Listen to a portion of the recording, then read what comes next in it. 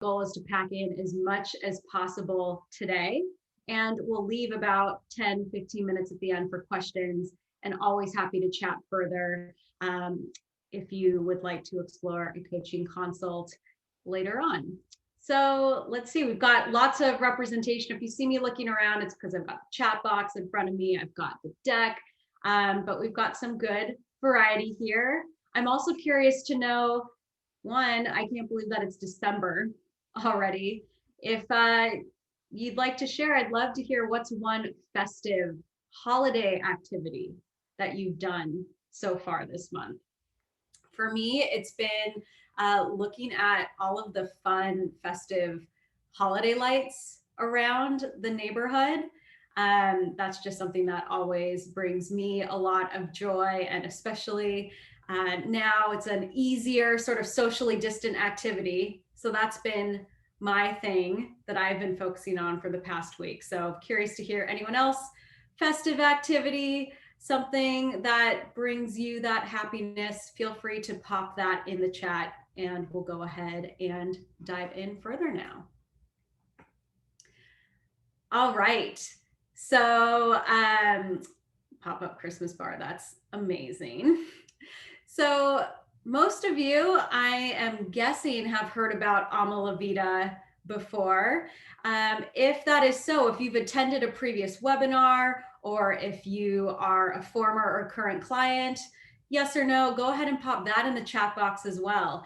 Like Jill mentioned, the participation is what really makes these workshops that much more enjoyable. So I'm going to ask lots of questions along the way and encourage your dialogue so we can connect and learn from one another. So with that right now, whether you know Ama La Vida or not, you'll see here that we are focused on really 4 primary areas: career, leadership, life, health. Our goal is to cover all aspects of life and help you to explore what you need to ultimately love yours as much as possible. And so with that, for today, we're going to really focus in on those elements of life and health, those connections to daily routines, and see what we can do to level up your own health and well-being. So with that, that's me from one of my trips to Chicago to meet in person with the ALV team, which is always fun. I also remember that that was actually a really windy, very fitting day, and it was super cold taking those pictures. So it made it that much more memorable, but the backdrop was so beautiful there. But with that, so I'm Coach Sara, and I focus on really both sides of the career and health side of things. And with my clients, I really love integrating that as much as possible. My background prior to Ama La Vida was in the digital advertising space, but coaching, that element of my role, was always my #1 passion. Now, where health fits into this, it wasn't actually until I went through a weight loss program about 4.5 years ago. And through that process, I worked with a health coach for the first time. And that really sparked my interest in expanding my coaching beyond the corporate world and into the broader health and wellness life sort of space. And so that's what ultimately brought me to Ama La Vida. And so I'm so excited to explore other ways that we can bring more of those routines and happiness into your lives today.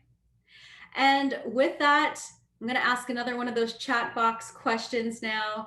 I'd love to hear one fun fact about you. Big or small, doesn't matter. Let's just have a little icebreaker here. While you're popping that in the chat, for those of you who don't know about me, my one fun fact is that I am a 2nd Dan black belt in Taekwondo. And while I live in Seattle, I am part of a global network of martial arts instructors with our school's headquarters in Boston.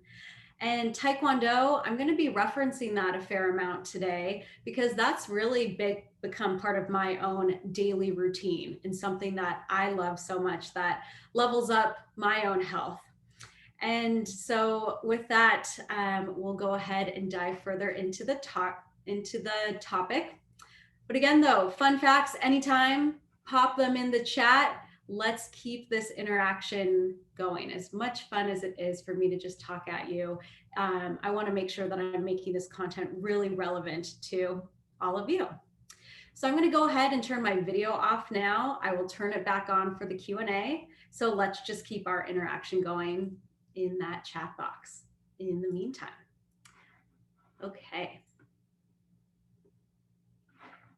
So here we go. For today, what we are going to cover is why daily routines matter.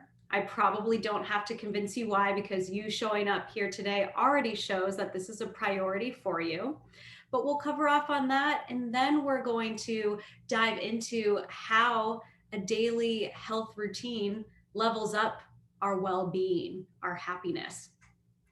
And while we know how to go about doing something, it's really important that we build that consistency. So we're going to then talk about strategies to build that. That's so often what I work on with my clients. It's all about that information at first, but then it's about, okay, how do I stay motivated to follow through? What do I need to put in place to build that sustainability? So we're going to explore high level today, what some of those strategies are, and know that it's part of an ongoing process. Okay, loving the chats coming through. So keep those going, everyone. And we're going to wrap up with how I can help, what the sort of partnership can look like, whether it be through coaching or through accountability support, establishing that with your own network of family and friends. We're going to make sure that what you learned today is really actionable for you to move forward.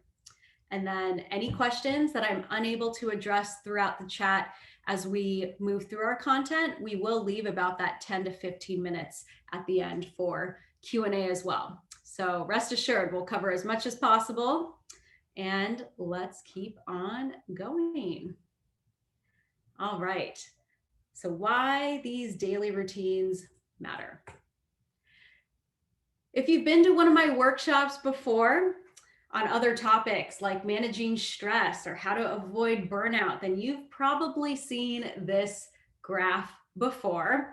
I show it even though it's a bit outdated, because what it really highlights is how high these levels of stress, worry, and anger are across the world, and how they've been at their highest levels in over a decade.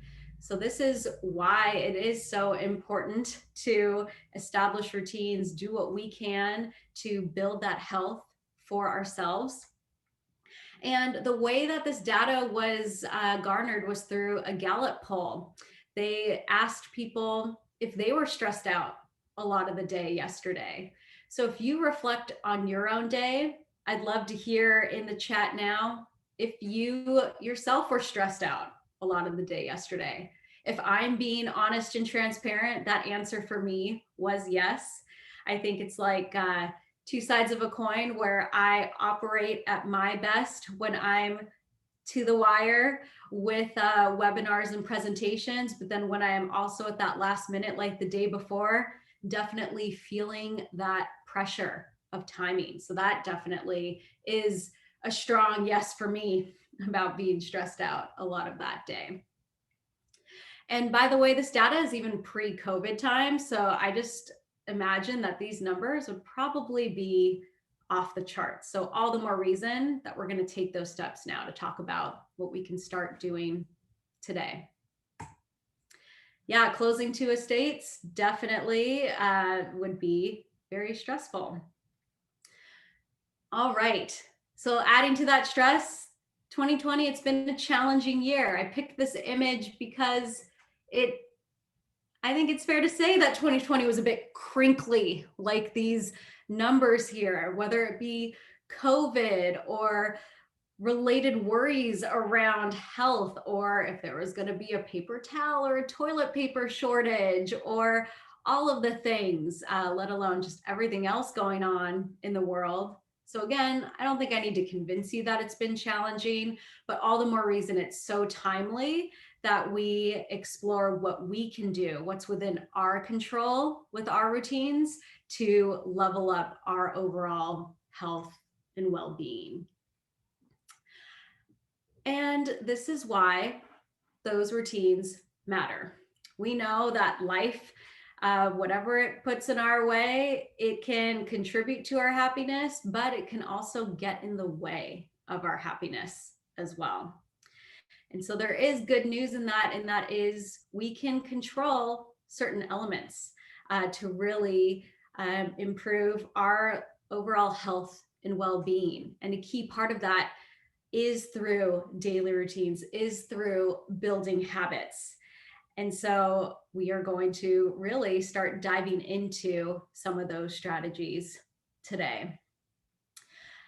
And looking at the chat here, and JC, yeah, absolutely. So many tough things, whether it be the audio or I'm so sorry to hear about losing your friend's mom. Again, why 2020 is so rough, and why my wish for you all is that we can really explore what we can to make ourselves feel better and feel healthier in the meantime, so we can build as much of that resilience in light of all of this hardship that we're going through. So I'd love to hear from some of you in the chat. And if not in the chat, at least reflecting on it as well. We all have our different motivations for improving our health, for establishing these routines. So, what's important to you about improving your health? Go ahead and either reflect on that or put that in the chat as we keep moving forward right now. We're going to talk now about an empowering approach to happiness. So again, we want to focus on what is within our realm of control. So I'm going to reference a lot of great content from one of my favorite books that is so helpful for establishing routines, building that happiness, and it's called The How of Happiness. A scientific approach to living the life that we want to live. That sub headline is not exactly the wording, but the author is Dr. Sonia Lyubomirsky. And as she quotes, happiness can be successfully pursued, but it is not easy. So the idea here is that we can create and sustain our own happiness, our own health. I'm going to use that synonymously because you've got to have one of those to fuel the other in life. And so Sonia's research has led to this idea that if you envision a pie chart, that 50% of our happiness and well-being comes from our genes. So we are who we are in some ways. We can't change that 50% of the pie. We also cannot change the 10% of life circumstances. Well, some of them through our actions we can change, but as much as we would, of course, wish that COVID was not a thing, it's here right now. That would be an example of part of that 10%.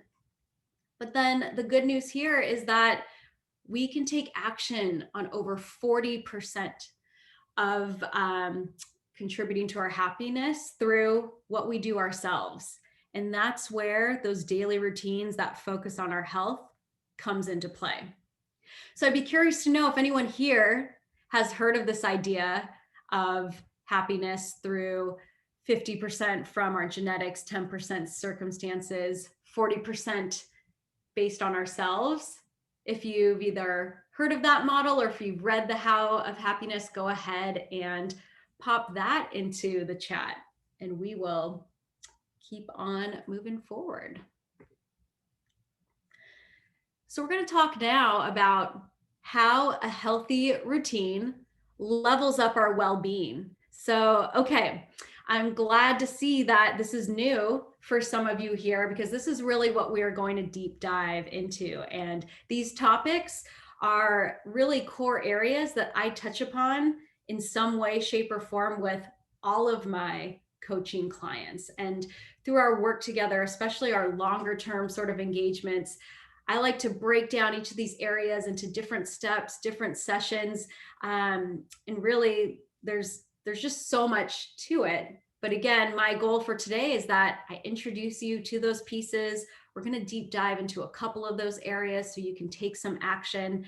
But just know then that if you don't understand everything right away, that's okay. I certainly wouldn't expect you to, and we're going to take it slow and keep on going from here.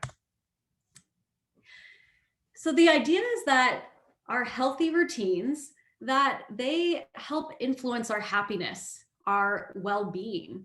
When we have more energy, when we have more of that focus, we are that better version of ourselves, both physically and mentally, and we're more engaged, we're less depressed. So these are all wins, all great motivators for why healthy routines, identifying some key next steps for you all, are so key to, again, building that resilience, especially during tough times. My two favorite words that, if you coach with me, you've definitely heard me say them, are building that resilience as well as building intentionality. So you being here, learning about how to improve your health through daily routines, that is setting an intention towards taking action here. So you've already accomplished a step one, which is awesome.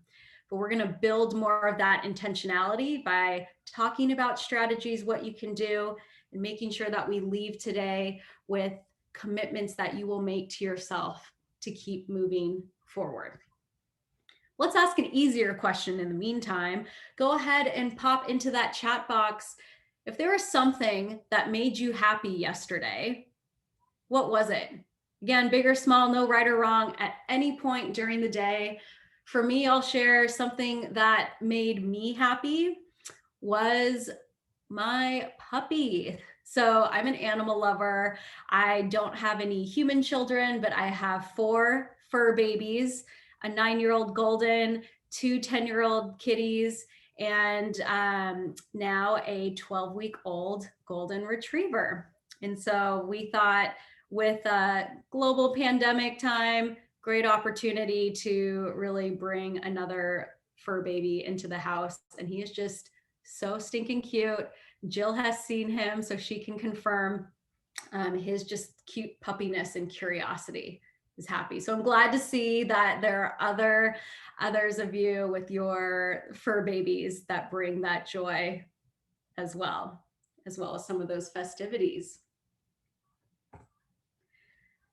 Okay, this is a long list here. So again, don't feel like you need to know everything right now about these 12 ways to increase happiness. But when we talk about building healthy routines, the routines that we're going to explore are ones that ladder up into these different areas.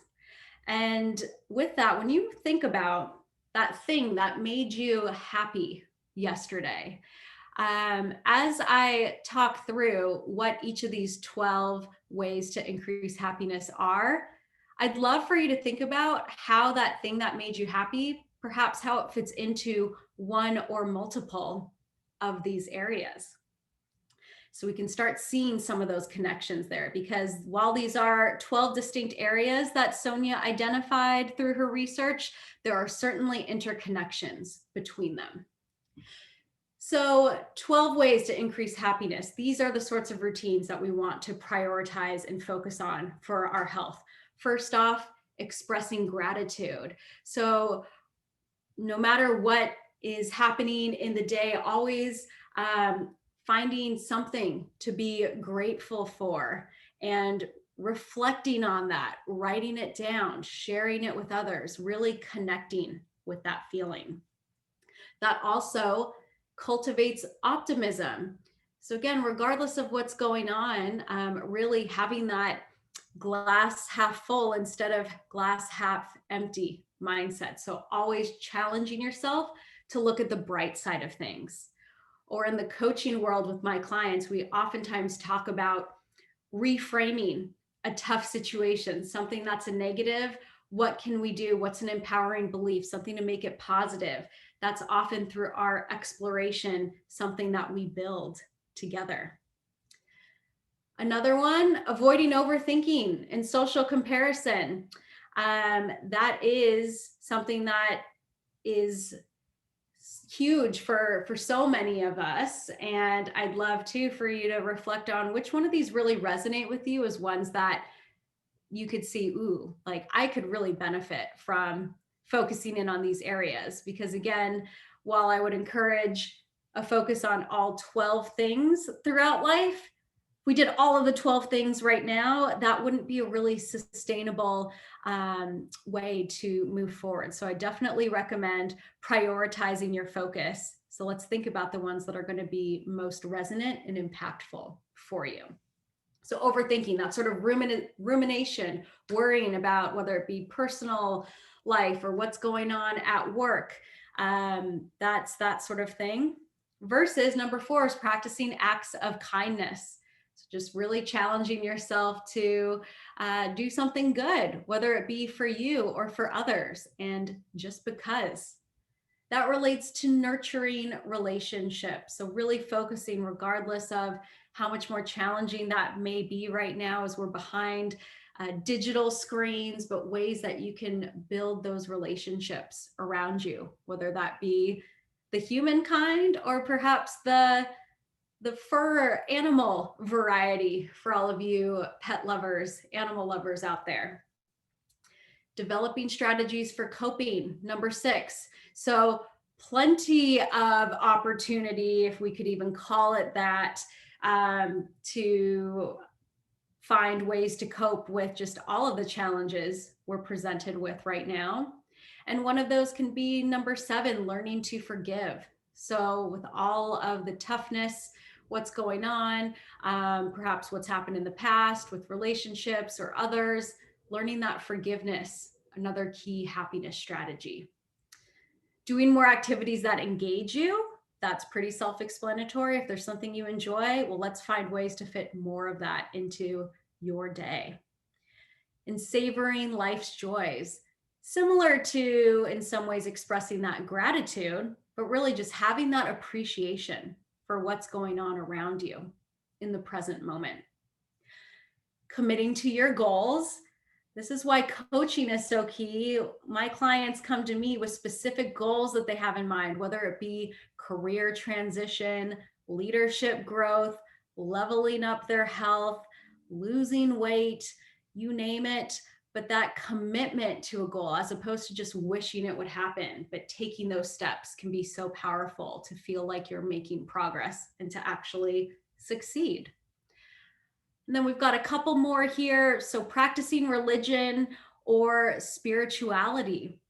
So if this is something that resonates with you, then absolutely, this would be an area to explore cultivating further. If religion, for example, is not your thing, well, that's okay. That may just mean that more of your time and energy would be better served in one of these other 12 areas. And then last but not least, taking care of your body. So this is the health side of things, the mental and the physical component, other ways to increase your happiness. So we are going to spend some time exploring now a couple strategies related to taking care of your body, a couple routines that I encourage you to be mindful of to start taking steps forward in this area. And with that, we'll move on. So how does the process work? It's great when you know the 12 different sort of happiness strategies or routines that are going to level up your health and well-being. Now, how do you actually make it happen above and beyond that commitment? Well, with my coaching clients and really with everyone at Amala Vita overall, we have this framework called the ADDIT framework that we always go through in coaching, whether or not we actually specifically call it out or not. We go through the steps of assessing a situation, discovery, implementation, and transition to make those new habits or routines stick. And so we're going to keep in mind that ADDIT sort of framework when we go through our next steps now. And as I mentioned before, I really encourage you to focus on key areas that resonate with you. When you looked at that list of 12, as opposed to saying, okay, I got to level up in all of these areas right now. Let's focus on up to 4 max. And that's what Sonia recommends in the How of Happiness as well. Picking the 4 that are going to really help move the needle for you in terms of your health and well-being. And then we move forward by experimenting. So we make a commitment, we take some next steps, it takes practice, we measure how it went. We're aiming for progress here over perfection. Definitely something you'll hear me say a lot in our coaching as well. It's not just about 100% achieving the outcome, it's about experimenting and learning from the process. And then we repeat. And all of this takes us to that next level of our health and well-being. And we continue to optimize from there. Same way with Taekwondo, I started out as a white belt, and it's not like you just go from white belt to second dan black belt. There are 9 different color belt steps that you move through to demonstrate your knowledge and experience, your foundation of different hand and kicking techniques, and you continue to build upon that before you ultimately reach that black belt level. And then similarly, different sort of goals and foundational areas to cover before you keep adding on. So it's a process, is what I would say. All right. So with that, now we're going to focus in on a couple key areas to build those routines related to taking care of your body. So we're going to talk exercise first. And I'd love to see a response or two in the chat box. What type of exercise do you enjoy? Or do you even enjoy exercise right now? I have some clients that are like, I hate exercising. And then I'm like, okay, great. Then we're not going to focus on making exercise work for you. We're going to explore other ways to bring movement into your day. So what type of exercise do you enjoy? You know, my answer is going to be Taekwondo. So with that, this focus on exercise as a routine, it works because it creates a mindset boost. It elevates our serotonin levels. There are actual physiological responses that happen when we boost our energy levels and get out of our seats. Now, the How of Happiness book references a SMILE study where they had clinically depressed patients test out whether or not they completed a aerobics routine for 4 months compared to taking antidepressant medication to help manage their depression. And the amazing results here were that the aerobics worked just as well as medication in having a result. And so, of course, everybody's situation is different, not just related to health in terms of depression, but really in all aspects of health and life. That's definitely something that I stress with my clients. It's something that Sonia stresses in her book as well, which is all the more reason why you're going to pick your unique 12 strategies within those, picking the ones that resonate with you. But with that study, one of the interesting things as well was that when they did a follow-up to see who stayed in that sort of recovery, moving beyond depression sort of state years down the road, and the group that did the aerobics only, they had a higher rate of consistency with not getting depressed afterwards, which I found to be really interesting as compared to the medication model or the hybrid medication and aerobics model. And some of the theory behind that is related to this idea of control. So if we know that for ourselves, the movement we do, the actions we take can help improve our situation versus something that is more of an environmental factor, like the medication, for example. Just something to think about in terms of how we are going to build more of that commitment in ourselves through taking more of these actions here.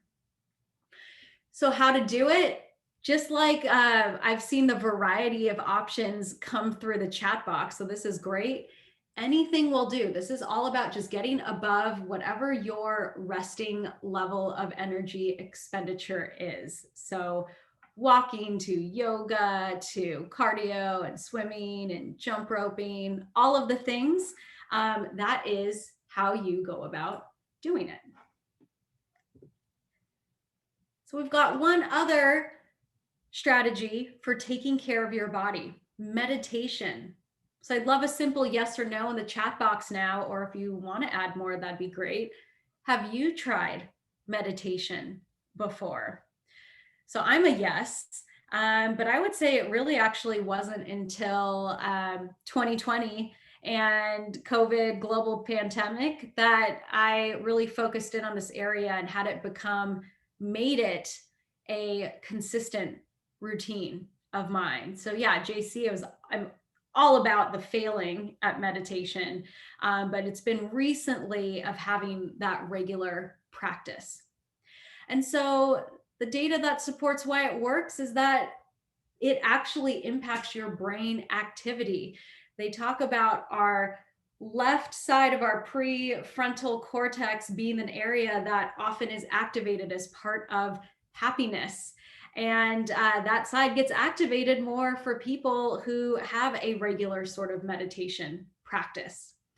There have also been studies done, and I thought this was just crazy awesome, especially just thinking about with COVID time now.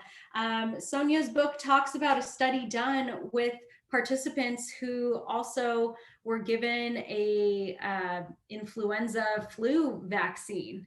And those who, as part of the study, had a regular meditation practice, they had a higher immune system response. That vaccine response was boosted beyond those who were not meditating. But regardless of those pieces, it works because it's helping to cultivate more of that attention. It helps us to be present instead of that worry, that rumination about what we can't control or what's happened in the past or what might happen in the future. It brings us back to the present right now.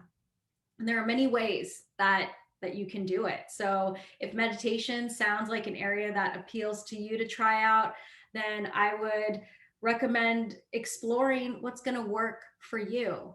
So you could do it solo. You don't need like a fancy app or a guided process. But if you're someone like me, I want it spelled out. I want the guided sort of approach. So I have an app that I use that works for me, and there are multiple ones out there to try out.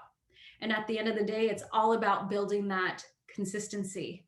And it doesn't have to be perfect. This is why, though, with my clients, I almost always kick off our sessions by just taking a few deep breaths together. That is one small, simple sort of meditation to get us present and focused. So if it feels to you like, ooh, like I have no idea how I'm going to fit this into my day, well, one, it usually means that that'd probably be a great day that you could use it for.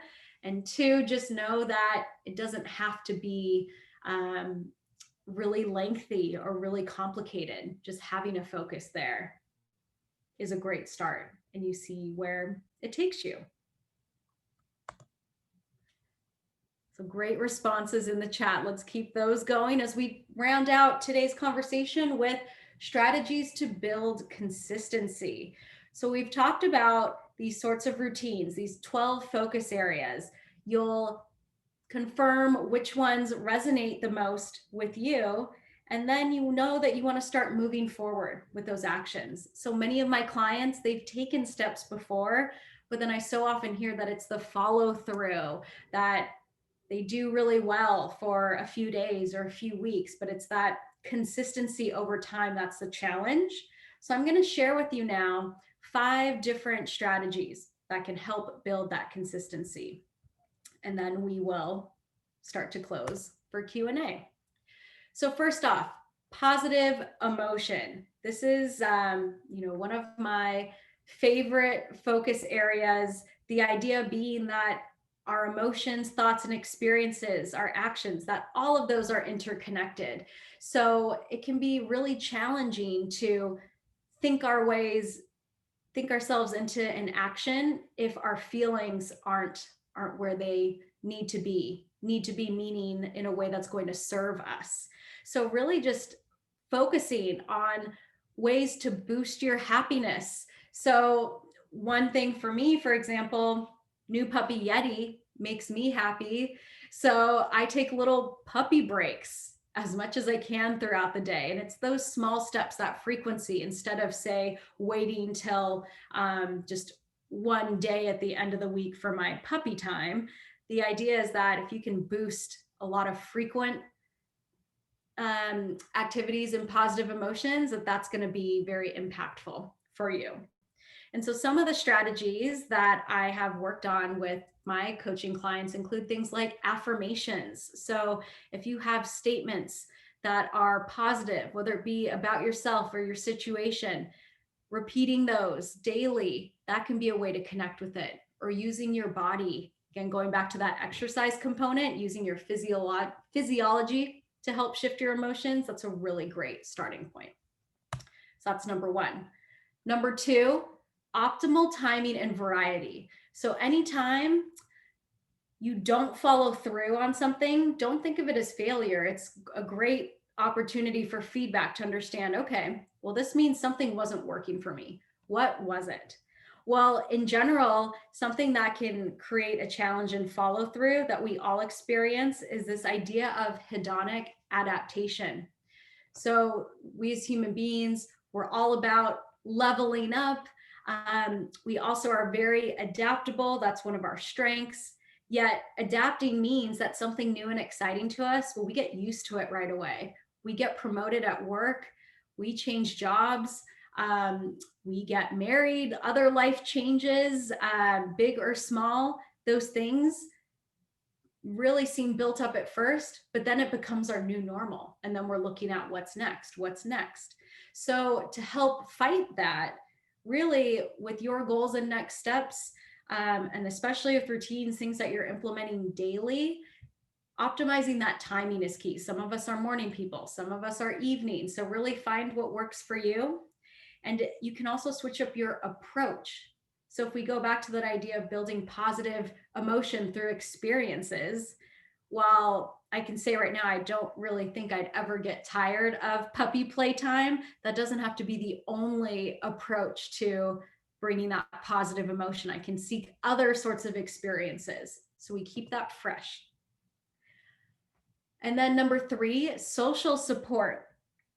So we go at our goals alone. Well, the fact that we're making that commitment is motivating and exciting, but so much better when we have the support of others around us. This is why coaching is one of those key ways that, of course, I'm biased, but I find that it keeps my clients moving forward because they're not just accountable to themselves, but they know that, hey, we're checking in on these next steps with sessions, that they've got somebody in their corner, no matter what, to be their advocate and support.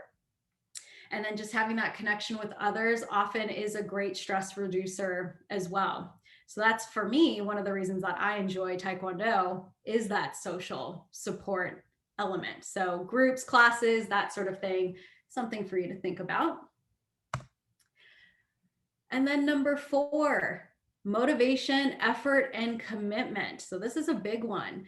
So to build that consistency, that follow through with routines, reconnecting with your why, so key. So when we don't feel motivated, sometimes we forget why we had a goal in the first place. So reconnecting with that vision, super helpful. And just knowing that usually things that we really want to go after, that they're going to take effort, but that effort really makes it worthwhile. And recognizing that it's a lifelong process is one of those keys to following through, just knowing that it's not going to be easy peasy. I think about when running marathons, one of the signs I've often seen at those races is if it was easy, everyone would be doing it. And yet we know that crossing that finish line feels so good after. And it feels so good because we had to work really hard to get there. So think of it as in the same way. And that helps foster that commitment. So through coaching, other things that I help work through with my clients, we establish those anchors, those ways to reconnect with your why, that vision. And we always review to reset and adjust our expectations along the way.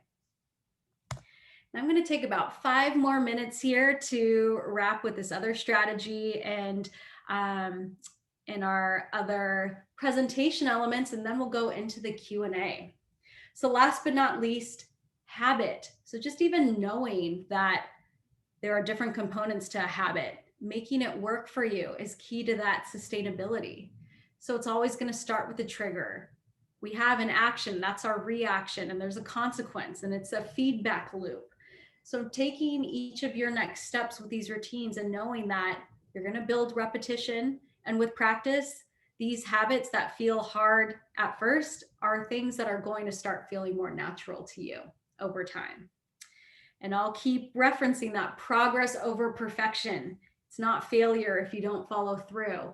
It's a learning that we adjust until we find that ideal sort of habit loop that's going to work for you. So in closing now, I'd love for you all to think about your commitments here. So in coaching, I always end my sessions asking questions to clarify action steps for my clients. It's a way to build that accountability. So with that, what is one step that you will take to improve your well-being based on what you learned today, and by when? Any of these answers, by the way, I'd love for you to reflect on them. Even better if you pop one of those answers in the chat box. That's a true way to build even more of that accountability through this group from today. And who will hold you accountable? So you think about your next steps. We talked about the power of group support. Who is going to be within your corner to help ensure that you follow through on your routines? And how are they going to hold you accountable? And whether it be me or a coach, just know that I can support you each step of that way. That's what I am here for. That is why I so love being a coach. And with that, I always like to wrap with this picture, but I switched up the question this time around. So this is that group of, there's about 70-ish of us instructors from the global team. And if you had to guess, anyone in the chat box, what city was this picture taken in? Oh, JC, boom, right away, Boston. So great job listening earlier. My usual question is finding me in this picture. I am 5 foot half an inch, if that also helps you to find me in this picture, if you haven't seen it before. But with that, for me, Taekwondo, it's been so powerful for building habits that resonate with me, my happiness and well-being. When I reflected on Taekwondo, it ticks so many of those 12 different boxes and strategies for that happiness. And it's no wonder that it's something that I continue with moving forward. And that sort of commitment, leveling up, building those goals. I so love being able to explore with my clients what makes them tick. And I so look forward to you finding what's going to really resonate with you in terms of your routines and strategy that's going to help you to level up your next steps. And just a couple slides left then. With that, Jill will be following up with this information, but just know you can always reach out to me. I'm going to share my video now. If you have any questions on this content or anything else, would love for you to schedule a coaching consult with me. If you feel like these sorts of areas resonate with you, you want to learn more, want to go after your goals with the structure and accountability and support that coaching could potentially offer, then feel free to reach out. And with that, again, Jill will include this information, but just know that we have different memberships for coaching. Just the one thing that I'll add is right now, end of year, of course, it's that perfect time for New Year planning. So we do have a pretty sweet promotion on annual memberships right now.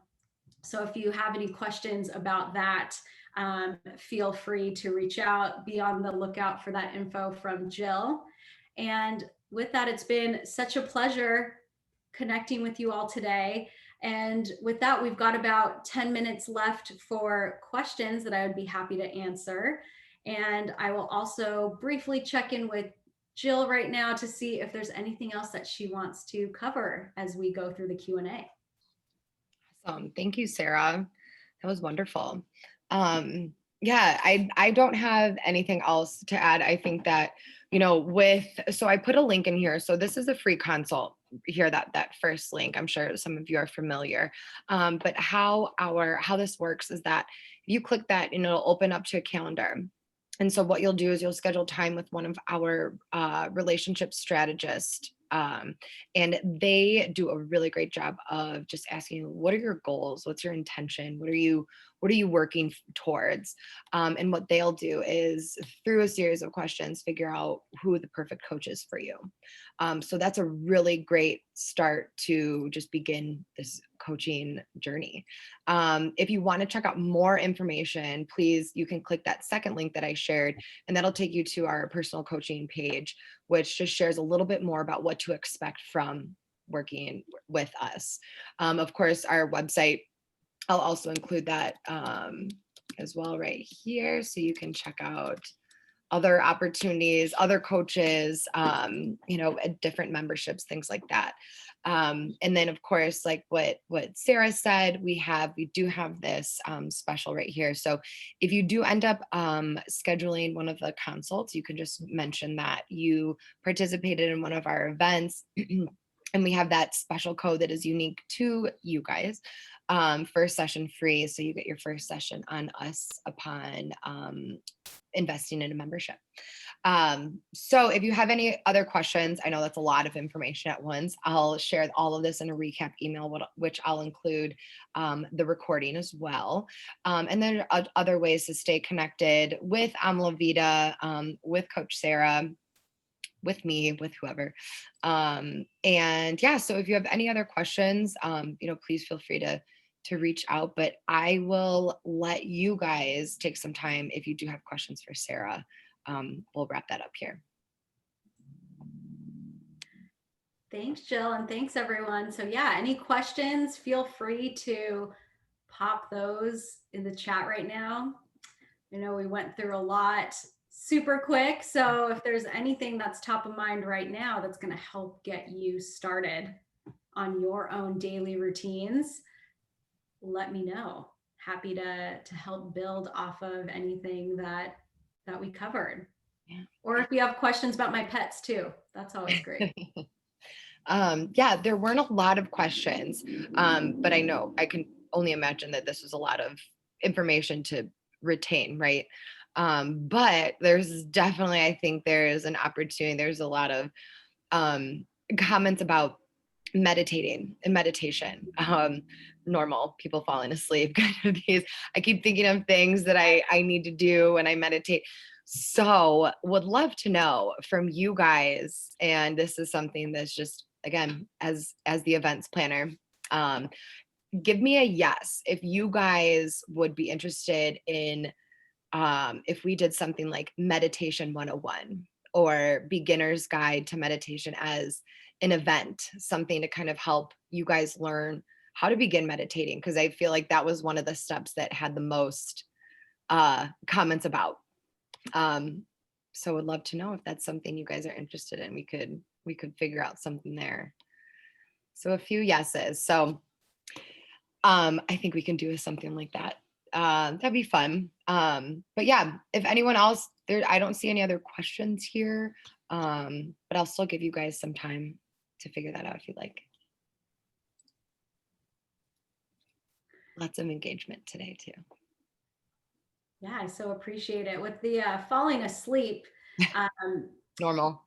Yeah, I think we've all been there for sure. And it's that balance of, like, I think about for myself, I want meditation to be this like comfortable, enjoyable thing. So I'm all about having a really nice, one of my two favorite fuzzy blankets that I'm using. And I also do it as part of my morning wake up routine, which means though that if I'm sleepy, oh yeah, like it's, it can go that way. I always set a backup alarm in case I'm not up after the meditation. But I've found for myself just making sure that I'm comfortable, but I truly am sitting up, as opposed to there have been times that I was like, I'm just gonna lean back in my bed, or I'm gonna just lay down partially on the couch. That's what I have found gets me into trouble personally.